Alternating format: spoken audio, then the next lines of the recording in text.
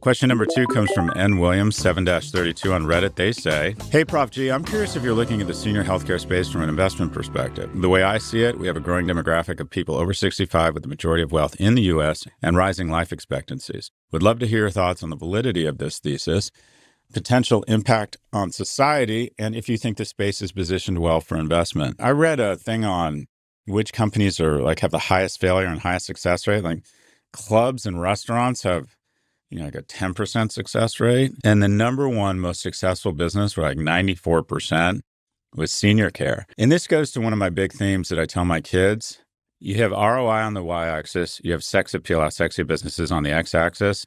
The line goes firmly and squarely down to the right as you go along the x-axis. Sexier the business, lower the return on your financial and human capital. You want to own a restaurant, a jewelry line, a club, going to sports, entertainment, Hollywood, anything that sounds cool, you better be in the top 10, if not the top 1% right away, because there's an overabundance. There's an overinvestment in human capital, meaning the returns are starched out. Start a SaaS company offering maintenance for healthcare workers that maintain x-ray machines.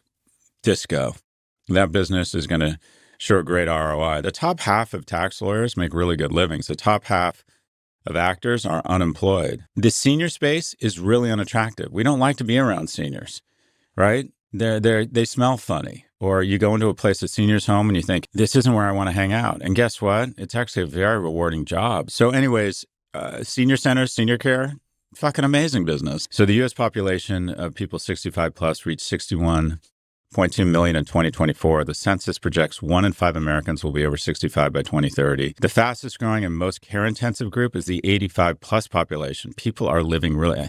I read that the fastest growing cohort in America are people over the age of 100 because there never used to be any of them, and now there's going to be a lot of them. Projected to grow from 6.5 million, this is people over 85, in 2022 to 13.7 million by 2040. So in just 18 years, the number of people over the age of 85 is going to double. And that's from the U.S. Department of Health and Human Services. So the demographic shift here is real.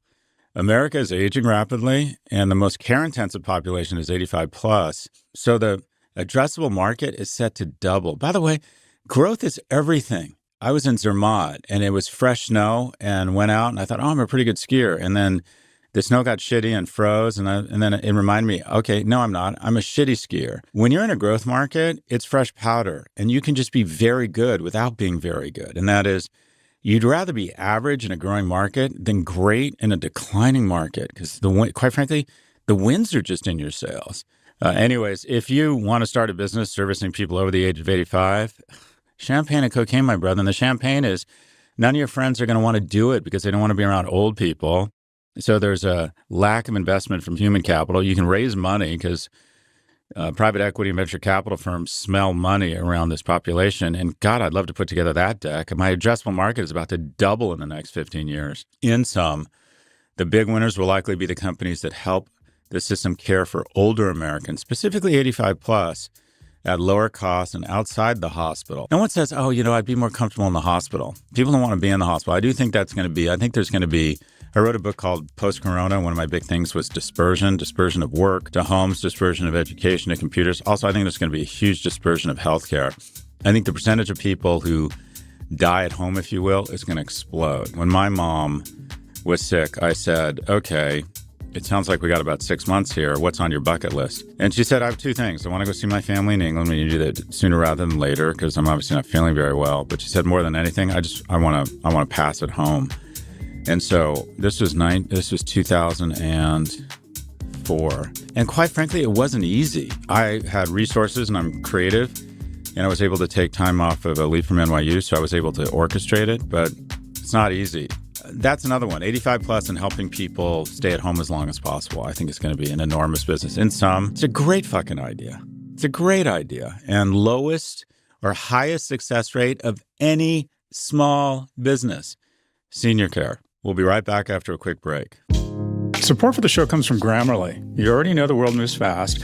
Between constant messages, deadlines, and decisions, even the most organized people can feel pulled in 1,000 different directions.